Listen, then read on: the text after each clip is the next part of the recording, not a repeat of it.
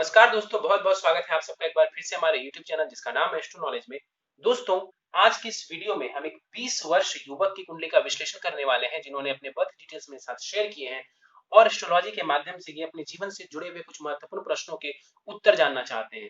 तो निश्चित ही आज इस वीडियो में मैं इनके द्वारा पूछे गए सभी प्रश्नों का उत्तर दूंगा और साथ ही साथ इनकी कुंडली का पूर्ण विश्लेषण भी करूंगा। दोस्तों, इस वीडियो को शुरू करने से पहले हर बार की तरह आप सबसे निवेदन है कि यदि अभी तक आपने हमारे YouTube चैनल एस्ट्रो नॉलेज को सब्सक्राइब नहीं किया है तो आप प्लीज इसे सब्सक्राइब कर दें और बेल आइकन को दबाना ना भूलें। साथ ही साथ दोस्तों, यदि आप सब इसी प्रकार अपनी कुंडली का विश्लेषण करवाना चाहते हैं या फिर मुझसे संपर्क करना चाहते हैं तो स्क्रीन पर फ्लैश हो रहे व्हाट्सएप नंबर के ऊपर आप मुझसे संपर्क कर सकते हैं और ज्यादा जानकारी के लिए आप नीचे डिस्क्रिप्शन बॉक्स को भी चेक कर सकते हैं। चलिए वापस आते हैं इस विश्लेषण के वीडियो के ऊपर और सबसे पहले मैं आप सबों के समक्ष इनके द्वारा पूछे गए प्रश्नों को रख देता हूं। इन्होंने पूछा है जॉब किस क्षेत्र में प्राप्त होगा, जॉब की प्राप्ति कब होगी, मेरा फाइनेंस कैसा रहने वाला है, वैवाहिक जीवन कैसा रहेगा और मेरा विवाह कब होगा, बिजनेस करने की योग है कुंडली में अथवा नहीं है, अभी मैं यूपीएससी की तैयारी कर रहा हूं, मुझे आईपीएस बनना है। साथ ही साथ कहते हैं कि 2021 से मैं एग्जामिनेशंस देना प्रारंभ कर दूंगा, आर्मी के क्षेत्र में, एयरफोर्स में, आईपीएस में। इसके अलावा बोला है इन्होंने सीएससी में, सीजीएल में, सब इंस्पेक्टर रिलेटेड। तो इन सारी चीजों से रिलेटेड जो है ये एग्जामिनेशंस देना प्रारंभ कर देंगे 2021 से, यानी कि अगले वर्ष से। और आखिरी में एक बात बताते हैं कि मैंने गोमेद रत्न धारण किया है एक एस्ट्रोलॉजर की सलाह से। चलिए सीधे इनकी लग्न कुंडली के ऊपर चलते हैं दोस्तों, जो कि हमारे समक्ष है। और इनकी लग्न कुंडली प्रारंभ होती है 1 नंबर से। 1 नंबर यानी कि मेष लग्न की ये कुंडली बन जाती है। और चंद्रमा को देखें तो वो मकर राशि में जाकर के बैठे हुए, तो ये कुंडली बनती है इस जातक की मेष लग्न और मकर राशि की। मेष लग्न यानी कि मंगल के द्वारा अधिपत्य किया जाने वाला लग्न। कैसे होते हैं मेष लग्न वाले लोग? तो आमतौर पर जो मेष लग्न वालों का स्वभाव होता है वो जिद्दी होता है, पेशेंस की कमी होती है, गुस्सा थोड़ा ज्यादा होता है, मेहनती होते हैं, बॉडी में एनर्जी बहुत ज्यादा होती है, एनर्जेटिक होते हैं, एथलेटिक होते हैं ऐसे लोग, और मेहनत करके लाइफ में बहुत ज्यादा आगे बढ़ते हैं। सबसे वीक पॉइंट जो होता है वो होता है इनके अंदर पेशेंस की कमी, और सबसे स्ट्रांग पॉइंट जो होता है वो होता है इनका कॉन्फिडेंस और इनकी एनर्जी। चलिए इनके लग्न की तरफ देखते हैं। 14 डिग्री का इनका लग्न है, लग्न के पास जबरदस्त बल है। लग्नेश बनते हैं मंगल, सप्तम भाव में जाकर के बैठा हुआ है, 0 डिग्री का है, वक्री भी है, 0 डिग्री का है। तो यहां पर निश्चित रूप से जो लग्नेश है मंगल वो कमजोर पड़ गए क्योंकि वो 0 डिग्री के हैं। तो निश्चित रूप से मंगल को बल देना जरूरी है। लग्न की तरफ चलें तो शनि और गुरु यहां पर विराजमान है लग्न में, और यहां पर देखा जाए तो शनि नीच की राशि में बैठे हुए हैं। गुरु को देखें तो 1 डिग्री का गुरु है, और गुरु इस कुंडली में कौन है? तो वो भाग्येश है और द्वादशेश है, यानी कि नवम भाव के स्वामी ग्रह बनते हैं गुरु और लग्न में जाकर के विराजमान है। हायर एजुकेशन का योग बना देता है ये, पर्सनालिटी बहुत बेहतरीन कर देंगे यहाँ पर बैठे हुए गुरु। आप चाहे तो गुरु को भी बल दे सकते हैं। 1 डिग्री का गुरु है तो बल काफी कम हो गया है गुरु के पास। गुरु यहाँ पर बाल अवस्था में विराजमान है। यहाँ पर बैठा हुआ गुरु निश्चित रूप से आपको ज्ञान देगा। यहाँ पर बैठा हुआ गुरु आपको नॉलेजेबल बनाएगा, एस्ट्रोलॉजी वगैरह की तरफ इंटरेस्ट दिलवाने वाला होगा। यहाँ पर बैठा हुआ जो गुरु है समाज में आपको मान सम्मान पद प्रतिष्ठा सब कुछ दिलवाने वाला होगा। समाज में जो है आप चाहें तो अपना नाम बना सकते हैं लोगों के बीच में। गुरु की दृष्टि पड़ेगी कुंडली के पंचम भाव के ऊपर, शिक्षा संतान संबंधित लाभ। गुरु की दृष्टि पड़ेगी कुंडली के सप्तम भाव के ऊपर, वैवाहिक जीवन में लाभ। गुरु की दृष्टि पड़ेगी अपने ही भाव के ऊपर तो भाग्य का पूर्ण सुख, भाग्य से जुड़ा हुआ लाभ, हायर एजुकेशन का लाभ और विदेश वगैरह की यात्राएं भी ये आपको करवा सकते हैं। दूर दराज की यात्राओं को हम यहां से देखते हैं, उसमें भी गुरु आपको लाभ करवा देंगे, धर्म कर्म में रुचि दिलवा देंगे। तो बढ़िया स्थिति है यहाँ पर गुरु की। शनि को देखें तो 17 डिग्री का शनि है, नीच की राशि में बैठा हुआ है, लेकिन निश्चित रूप से शनि का यहाँ पर नीच भंग हो रहा है क्योंकि मंगल सप्तम भाव में विराजमान है। शनि यहाँ पर देखा जाए कर्मेश है, यानी कि करियर भाव और साथ ही साथ लाभ भाव के स्वामी ग्रह हैं। तो यहाँ पर कर्म स्थान और लाभ स्थान का स्वामी ग्रह शनि लग्न में जाकर के बैठ गया, अच्छी बात है, राजयोग है, लेकिन नीच का बैठा हुआ है तो थोड़ी बहुत जो है ये परेशानी दे सकता है। शनि की दशा वगैरह चलती है तो संघर्ष ये आपको देगा, इनिशियली संघर्ष जरूर देगा, 101% देगा। लेकिन जस्ट मैंने आपको बताया कि शनि का नीच भंग हो रहा है, तो नीच भंग जैसे ही ग्रह का होता है तो यही ग्रह यदि आप मेहनत करें तो अपनी नीचता छोड़ करके आपको ये राजयोग देते हैं। इसीलिए इसको कहते हैं नीच भंग राजयोग। तो मेहनत करिए, मेहनत करेंगे यही शनि आपको शिखर तक पहुंचाएगा, लेकिन मेहनत नहीं करेंगे तो ये आपको कुछ नहीं देने वाला है। शनि यहां पर बैठ करके तीसरी दृष्टि से देखेगा कुंडली के तीसरे स्थान के ऊपर, कहीं ना कहीं आपको बिजनेस करने की एबिलिटी दे देगा। कम्युनिकेशन स्किल्स को भी आपको ध्यान में रखने की आवश्यकता है, दौड़ भाग में ये वृद्धि कर देगा आपके, और हो सकता है उससे जुड़ा हुआ बहुत ज्यादा लाभ ना मिले। बुध की राशि को देखेंगे, बहुत ज्यादा नुकसान ये नहीं देंगे। शनि की दृष्टि पड़ेगी कुंडली के सप्तम भाव के ऊपर, उच्च की दृष्टि जरूर पड़ रही है, लेकिन फिर भी बोलूंगा वैवाहिक जीवन में थोड़ा डिले करेंगे, लेकिन कहीं ना कहीं विवाह को तोड़ने का काम नहीं करेंगे। शनि की दृष्टि पड़ेगी कुंडली के दसम भाव के ऊपर, बहुत बढ़िया स्थिति है। दसम भाव को देखेंगे तो करियर संबंधित आपको लाभ जरूर देखने को मिलेगा, स्टेबल करियर शनि देने वाला होगा। लेकिन यहाँ पर चंद्रमा भी बैठा हुआ है, तो चंद्रमा को जब शनि देखेगा तो कहीं ना कहीं आपके मन को ये व्यथित करेगा, मन को परेशान करेगा। द्वितीय भाव के ऊपर चलते हैं। सूर्य और बुध यहाँ पर विराजमान है, 19 डिग्री का सूर्य है, 29 डिग्री का बुध है, और बुध यहाँ पर काफी हद तक अस्त के हो गए हैं सूर्य के साथ बैठे होने की वजह से। लेकिन मैंने बताया है कि बुध अस्त होने के बावजूद प्रभाव दे सकते हैं, प्रभाव विहीन बुध नहीं होते हैं। तो यहाँ पर द्वितीय भाव में बुधादित्य योग बन रहा है, आपको लाभ दे जाएगा। बुध सूर्य इस कुंडली में कौन है, तो वो पंचमेश है, यानी कि शिक्षा, संतान, लव, रोमांस भाव का स्वामी ग्रह बनता है सूर्य, जाकर के सूर्य द्वितीय भाव में बैठा हुआ है। बहुत बढ़िया स्थिति है, संतान से लाभ लेने के लिए बढ़िया है, संतान सुख में ये आपको वृद्धि करेगा, एजुकेशन वगैरह से भी ये आपको लाभ देने वाला है। एजुकेशन जो आप प्राप्त करेंगे उसी से आप धन अर्जित कर सकते हैं, उसी से आप धन कमा सकते हैं।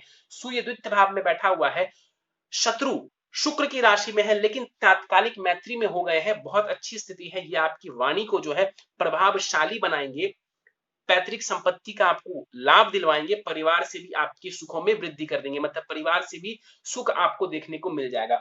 बल बहुत अच्छा है सूर्य के पास, 19 डिग्री का सूर्य करीब करीब यहाँ पर पूर्ण बल के साथ यहाँ पर बैठे हुए हैं।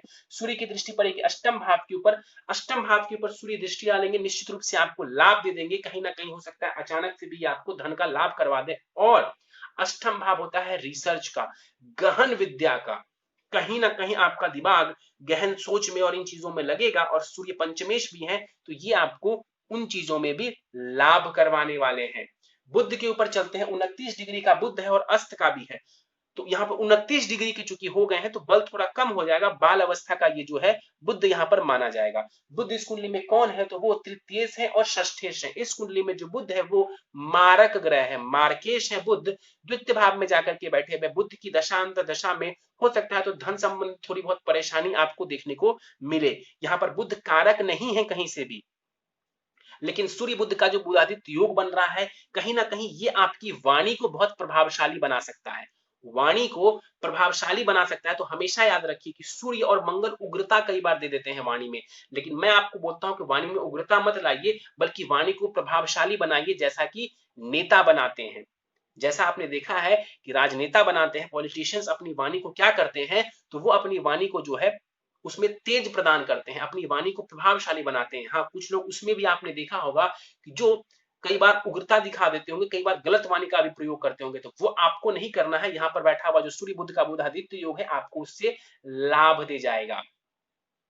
आगे बढ़ते हैं, चलते हैं कुंडली के चतुर्थ भाव की तरफ। शुक्र और राहु यहाँ पर युति बना करके विराजमान है। कई बार बोला है मैंने कि शुक्र और राहु की युति बहुत अच्छा नहीं माना जाता है, चरित्र को कई बार कमजोर करता है ये जो युति है। और यहाँ पर देखा जाए इनके बीच में डिस्टेंस बहुत है, मतलब कि एक घर में जरूर है, लेकिन 18 डिग्री के आसपास का यहाँ पर डिग्री में फर्क है। इस वजह से बहुत ज्यादा जो है यहाँ पर दुष्प्रभाव ये अपना नहीं दे पाएगा। फिर भी आपको इन चीजों का ध्यान रखना चाहिए। शुक्र देखा जाए सप्तमेश है इस कुंडली में और द्वितीयेश है, यानी कि शुक्र भी मारक ग्रह है इस कुंडली में, जाकर के कुंडली के चतुर्थ भाव में बैठा हुआ है चंद्रमा के घर में। तात्कालिक मैत्री में नहीं है तो सर्वश्रेष्ठ परिणाम नहीं दे जाएगा। शुक्र और राहु कुंडली के चतुर्थ भाव में बैठा हुआ है, घर में थोड़ी बहुत कलह की स्थिति हो सकती है, इसका आपको ध्यान रखना है। यहाँ पर जो शुक्र बैठे हुए देखिए सप्तमेश जाकर के चतुर्थ भाव में बैठा हुआ, पत्नी के आने के बाद निश्चित रूप से जीवन में सुख बढ़ जाएगा, सुख देखने को आपको मिलेगा, जीवन की ओवरऑल खुशियों में भी आपकी बढ़ोतरी हो जाएगी। यहाँ पर 4 डिग्री का है शुक्र, बल करीब इसके पास 25% का होगा। यहाँ पर ये जो शुक्र है ये मृत अवस्था के हैं, और शुक्र की दृष्टि पड़ेगी दसम भाव के ऊपर। करियर वगैरह में ये कोई आपको विशेष नुकसान नहीं करेंगे, क्योंकि शनि के घर को ये देखने वाले हैं। आगे बढ़ते हैं, राहु भी बैठा हुआ है, राहु शुक्र की युति हुई है और शुक्र आपके सप्तमेश है। लव मैरिज का प्रबल योग बन जा रहा है यहाँ पर, कोई दिक्कत नहीं है, आप लव मैरिज जरूर करें, लेकिन कुंडली मिलान अवश्य कर लें। 22 डिग्री का राहु है यहाँ पर, चतुर्थ भाव में बैठा हुआ है चंद्रमा के घर में, और चंद्रमा इस भाव को देख भी रहे हैं और दसम भाव में बैठे हुए, यानी चंद्रमा भी केंद्र में विराजमान है। तो कहीं ना कहीं यहाँ पर राहु भी अच्छा परिणाम देगा, बहुत बुरा परिणाम नहीं देगा। यहाँ पर राहु बैठा हुआ है, तो माता के बस स्वास्थ्य का ध्यान रखिए। और यहाँ पर बैठा हुआ राहु आपको जीवन में कई बार हो सकता है घर में कलह वगैरह की स्थिति दे दे, लेकिन प्रॉपर्टी वगैरह बनाने में कोई विशेष परेशानी नहीं आएगी आपको। राहु की दृष्टि पड़ेगी यहाँ से कुंडली के अष्टम भाव के ऊपर, नीच की दृष्टि है, ससुराल पक्ष के साथ संबंधों को ये खराब करवा सकता है, उसका ध्यान रखिए। अचानक से आपको थोड़ा बहुत ये नुकसान दे सकता है, उसका भी ध्यान रखना है। राहु की दृष्टि दसम भाव के ऊपर पड़ेगी, करियर में कई बार ये बदलाव करवा सकते हैं, करियर में आपको हो सकता है तो कई बार आपका ध्यान भटका सकते हैं, आपका ध्यान करियर में भटका सकते हैं, भ्रम की स्थिति उत्पन्न कर सकते हैं आपके कार्य में। और चंद्रमा को भी देख रहा है, तो निश्चित रूप से ये बात तय है कि आपको ये भ्रमित करने वाला होगा। और राहु की दृष्टि विदेश भाव के ऊपर जो पड़ेगी, तो ये आपको अपने जन्म स्थान से दूर लेकर के जा सकता है, विदेश लेकर के जा सकता है आपको। और एक बार मैंने बताया भी है कि विदेश का मतलब सिर्फ विदेश नहीं होता है, अगर आप अपने जन्म स्थान से बहुत दूर जाते हैं भारत में ही, वो भी विदेश की ही श्रेणी में आ जाता है। राहु के पास बल करीब 50% का है। मंगल के ऊपर चलते हैं, यहाँ पर मंगल 0 डिग्री के साथ विराजमान है। और यहाँ पर देखा जाए सप्तम भाव में मंगल है, लग्नेश उठ करके सप्तम भाव में आया हुआ है। निश्चित रूप से आप अपनी पत्नी के जो है कहीं ना कहीं पत्नी की आप ज्यादा सुनेंगे, आप अपने पार्टनर की ज्यादा सुनेंगे। क्यों? क्योंकि लग्नेश ही जो है ना वो सप्तम भाव में आकर के बैठा हुआ है, तो कहीं ना कहीं आप जो है उनकी बातों से बहुत ज्यादा प्रभावित होने वाले हैं। यहाँ पर मंगल वक्री है, कहीं ना कहीं मंगल को बल भी देना जरूरी है और इसको थोड़ा पॉजिटिव करना भी जरूरी है। मंगल बैठे हुए हैं शुक्र के घर में, तात्कालिक मैत्री में है, अच्छी बात है, तो कहीं ना कहीं थोड़ा इसको बल दे देंगे, आपको लाभ मिल जाएगा। सप्तम भाव में मंगल विराजमान है, ये आपको मांगलिक बनाता है, लेकिन चूंकि गुरु भी सामने बैठे हुए हैं तो मांगलिक दोष काफी हद तक भंग हो जाएगा। गुरु और मंगल आमने सामने विराजमान है, तो निश्चित रूप से पारिजात नामक योग भी इस कुंडली में बनता हुआ नजर आ रहा है। ये बढ़िया स्थिति है। मंगल की दृष्टि पड़ेगी, दृष्टि का बल बहुत कम होगा मंगल के पास, क्योंकि 0 डिग्री के हैं मंगल। इसको यदि आप बलवान करते हैं तब आपको दृष्टि का लाभ देखने को मिलेगा। मंगल की दृष्टि पड़ेगी कुंडली के दसम भाव के ऊपर, उच्च की दृष्टि पड़ेगी, कार्य क्षेत्र में सफलता, करियर में सफलता। मंगल की दृष्टि लग्न के ऊपर पड़ेगी, आपके व्यक्तित्व में ये जबरदस्त निखार लाएगा, डिसीजन मेकिंग क्षमता को बेहतर कर देगा। और मंगल की दृष्टि पड़ेगी द्वितीय भाव के ऊपर, धन संचित करने में ये आपको मदद करेगा। तो मंगल को बल देना बहुत ज्यादा जरूरी है। आगे बढ़ते हैं, चलते हैं कुंडली के दसम भाव की तरफ। चंद्रमा और शुक्र यहाँ पर विराजमान है। एक बात आपको और बता दूं कि मंगल सप्तम भाव में है, तो कहीं ना कहीं पत्नी के साथ अनबन की स्थिति देखने को मिल सकती है। मैं यहाँ पर डिवोर्स की बात नहीं कह रहा हूँ, अलगाव की बात नहीं कह रहा हूँ, मैं यहाँ पर कह रहा हूँ अनबन, यानी कि छोटा मोटा मतभेद हो सकता है आप दोनों के बीच में। तो कुंडली जितने अच्छे से मिलेगी उन चीजों में उतनी ज्यादा कमी आपको देखने को मिलेगी, मतलब कुंडली जितनी अच्छे से मिलेगी उतनी कम परेशानी आपको होगी। चलते हैं कुंडली के दसम भाव की तरफ। चंद्रमा और केतु यहाँ पर विराजमान है कुंडली के दसम भाव में, शनि का घर बनता है। चंद्रमा यहाँ पर मकर राशि में विराजमान है। सबसे पहले तो आपको बता दूं कि आपके ऊपर 7.5 चल रही है, 7.5 का द्वितीय चरण आपके ऊपर चल रहा है। यहाँ पर चंद्रमा बैठे हुए हैं, कैसे बैठे हैं? तो केमद्रम दोष लगा करके बैठे हुए हैं, क्योंकि चंद्रमा के पीछे कोई नहीं, चंद्रमा के साथ केतु है और चंद्रमा के अगले घर में कोई भी ग्रह नहीं है। तो यहाँ पर चंद्रमा केमद्रम दोष में पीड़ित हो गए। केमद्रम दोष में चंद्रमा पीड़ित है, इसका मतलब है कि आपका जो मन है वो शांत नहीं रहने वाला है, मन कहीं ना कहीं आपका भटकता रहेगा, कंसंट्रेशन की परेशानी आपको देखने को मिल सकती है। दसम भाव में चंद्रमा बैठे हुए हैं, गवर्नमेंट जॉब मिलने के योग बढ़ जाते हैं। चंद्रमा यहाँ पर बैठ करके 10 डिग्री का चंद्रमा है, बल अच्छा है इस चंद्रमा के पास। और तो और ग्रहण दोष भी बना रहा है, कि मध्यम दोष के साथ साथ चंद्रमा केतु के साथ बैठ गए तो ग्रहण दोष भी बना रहे हैं, तो करियर में ये आपको परेशानी दे सकता है, तो इसका निवारण करना आपके लिए जरूरी है। चंद्रमा की दृष्टि पड़ेगी चतुर्थ भाव के ऊपर, कहीं ना कहीं अपने घर को चंद्रमा देखेंगे तो आपको लाभ दे देंगे, माता वगैरह से जो लाभ मिलना चाहिए आपको मिलता रहेगा। अदरवाइज राहु वहां पर बैठ करके काफी ज्यादा परेशानी खड़ी कर सकते थे। चंद्रमा की दृष्टि आपको प्रॉपर्टी वगैरह से भी लाभ और सुख दिलवाने वाली होगी। केतु यहाँ पर 22 डिग्री के साथ बैठे हुए हैं, बल अच्छा है केतु के पास, शनि की राशि में बैठा है केतु और शनि नीच का है। और चंद्रमा के साथ बैठ गया केतु तो ग्रहण दोष लगा दिया। तो यहाँ पर केतु आपको थोड़ी परेशानी देने वाले हैं। केतु परेशानी देने वाले हैं कहाँ? तो आपके करियर में। केतु की दशांत दशा चलती है तो करियर को लेकर के थोड़ा सजग हो जाएंगे, अदरवाइज करियर में थोड़ी सी उतार चढ़ाव आपको देखने को मिल सकते हैं। केतु की दृष्टि पड़ेगी द्वितीय भाव के ऊपर, नीच की दृष्टि है। सेविंग्स को लेकर के परेशानी खड़ी कर सकते हैं, वाणी को लेकर के परेशानी खड़ी कर सकते हैं, और परिवार के साथ संबंधों का भी आपको ध्यान रखना पड़ेगा। केतु की दृष्टि पड़ेगी चतुर्थ भाव के ऊपर, माता के स्वास्थ्य का ध्यान रखिए। केतु की दृष्टि पड़ेगी कुंडली के छठे भाव के ऊपर और यहां पर दृष्टि डाल करके आपके शत्रुओं का ये नाश करवाएगा, आपको वहां पर लाभ देगा। तो केतु की जो नवम दृष्टि है वो आपको लाभ देने वाली होगी। चलिए, तो ये था आपकी कुंडली में ग्रहों का विश्लेषण, और सीधे चलते हैं आपकी दशाओं के ऊपर। राहु की महादशा आपको चल रही है फिलहाल, जो कि 22 फरवरी 2034 तक रहने वाली है। राहु की महादशा में गुरु की अंतरदशा चल रही है, जो कि 28 मार्च 2021 तक रहने वाली है। राहु की महादशा में गुरु की अंतरदशा, ये समय थोड़ा सा आपको भटका सकता है, लेकिन ये समय है ज्ञान प्राप्त करने का। खूब पढ़ाई करिए, खूब मेहनत करिए। राहु थोड़ा भ्रम की स्थिति आपको उत्पन्न जरूर करेगा, लेकिन अगर आप लगे रहेंगे आपको लाभ मिल जाएगा। और 7.5 भी चल रही है आपके ऊपर, जैसा कि मैंने आपको बताया थोड़ी देर पहले। तो मेहनत करेंगे, भ्रम की स्थिति से बाहर निकलेंगे। सीधे प्रश्नों के ऊपर चलते हैं। आपने प्रश्न पूछे हैं जॉब किस क्षेत्र में प्राप्त होगी और कब होगी। देखिए, आगे आप ही ने बताया है कि आप कहीं ना कहीं पुलिस वगैरह से रिलेटेड जो जॉब करना चाह रहे हैं वो आपके लिए सही है, कहीं से भी वो गलत नहीं। आप एसएससी दीजिए, आप कहीं ना कहीं सिविल सर्विसेज वगैरह की तैयारी करिए, उसमें कोई परेशानी नहीं है। लेकिन आपको मैं एक बात बता दूं कि कुंडली का जो दसम भाव है ना, वो करियर प्रोफेशन के लिए देखते हैं, वहां पर परेशानी है। तो उस परेशानी को दूर करना जरूरी है, चाहे आप जीवन में किसी भी क्षेत्र में जाएं। इसके अलावा आपके लिए काफी हद तक जो है मेडिकल का क्षेत्र और कुछ हद तक इंजीनियरिंग का क्षेत्र भी अच्छा रहेगा। बेस्ट आपके लिए मेडिकल रहेगा अगर इंजीनियरिंग और मेडिकल के क्षेत्र की बात करें तो। लेकिन जिस क्षेत्र में आप जाना चाह रहे हैं सिविल सर्विसेज वगैरह के क्षेत्र में, ये भी आपके लिए बढ़िया है, लेकिन आप दसम भाव से जुड़े हुए जो दोष हैं उसको दूर कर लें।